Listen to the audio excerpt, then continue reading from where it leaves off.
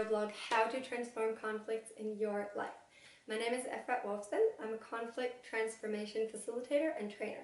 And today we're going to be talking about one of my favorite topics, and it's how to become emotionally free in a difficult, challenging, or conflict situation. The reason why this is one of my favorite topics is because I've been emotionally unfree most of my adult life.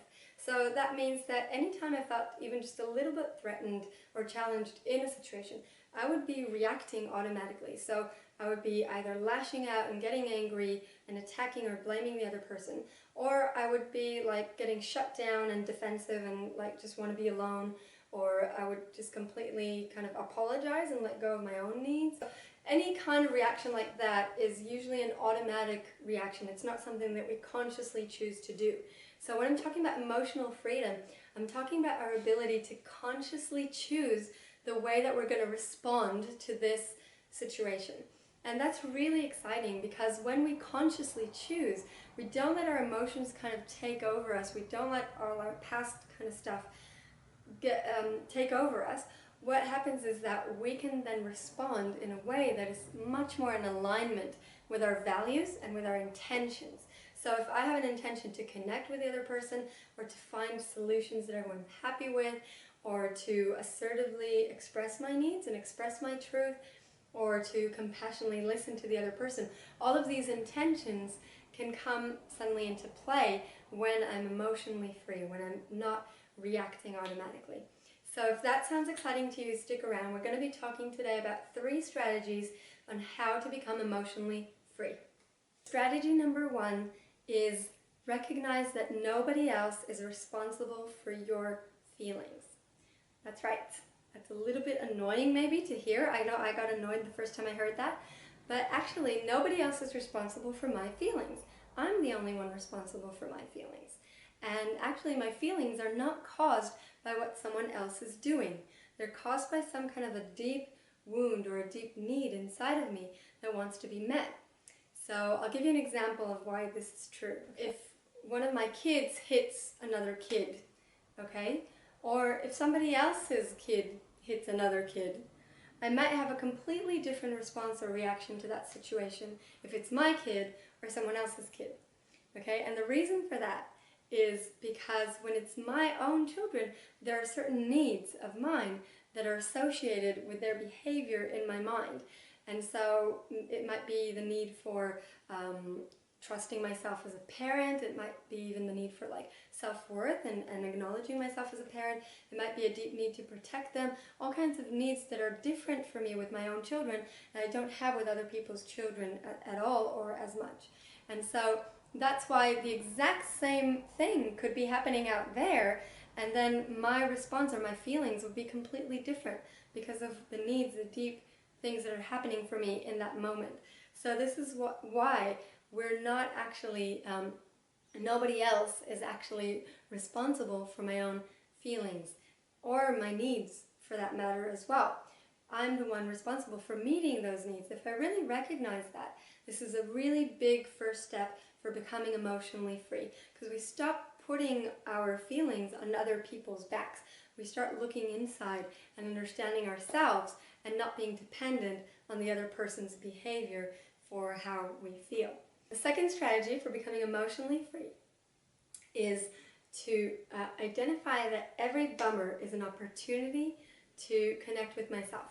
So every time something happens out there that gets you a bit, icky and kind of triggered inside, you can see that as an opportunity to ask yourself, okay, what is it that I really, really want? Why do I want this so much? What is that going to provide for me? Why is this so important for me? And it becomes like a sort of arrow, like a direction into what I really, really want in my life. And it helps us to create and recreate our vision of what we want in our life and get it more and more accurate and more exactly and specifically what we want to see in our life. If we recognize that every bummer is an opportunity to connect with ourselves, then next time something happens that gets you a bit emotionally triggered, ask yourself, what is it that I really want? So, okay, I lost the job. Why am I so bummed out? What is it that I really want? I didn't get the job. Why did I want the job in the first place? Oh, was it because I really wanted financial security? Was it because I really wanted creative expression? Was it because I really wanted to contribute to the world? What was it about the job? Why did I want it so much? If I find out what exactly it was, then I can start to find other ways of meeting that need for myself. And I can also see where those needs are already met in my life. Strategy number 3 for becoming emotionally free is to understand the concept of projection. So projection is when there's something in ourselves that we feel really uncomfortable with, or we haven't loved and accepted or forgiven in ourselves. And when we see someone else acting in that way, we project all of our stuff onto them. And so we judge them for something that we feel uncomfortable about in ourselves. And when we truly love and accept and forgive ourselves as we are, we're then able to love and accept and forgive other people for the way that they are. And we're able to be more compassionate and be less reactive and less triggered by their behavior or by their shortcomings or whatever, what we're judging them for. So in my trainings I usually teach there's 3 types of projections. At this stage we're just going to talk about the direct projection. So next time that you see someone acting in a certain way, ask yourself, what am I judging them for? And then ask yourself, where do I recognize that in myself? Where is there something like that in me that I haven't quite forgiven or I haven't quite accepted in myself? And bring a lot of love, unconditional love and acceptance and forgiveness to that place in yourself, and just see what happens. And some amazing insights can come for you from that little exercise. So those were the 3 strategies on how to become emotionally free.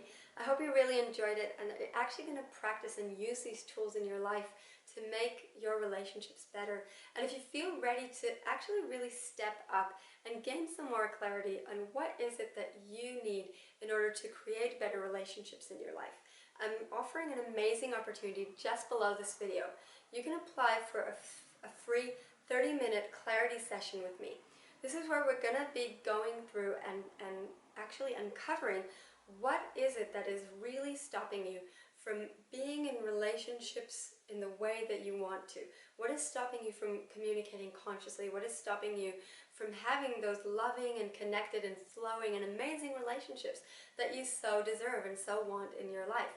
It can be with partners, with children, with whatever relationships that you feel you need more clarity on.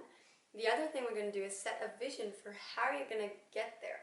So we're not only finding the hurdles, but we're setting a vision of what you want in your relationships and how you can get that and build that for yourself. So it's really exciting. I hope you decide to apply just below the link. Just click there, fill in your details, and I'll see you on the other side. Thank you so much.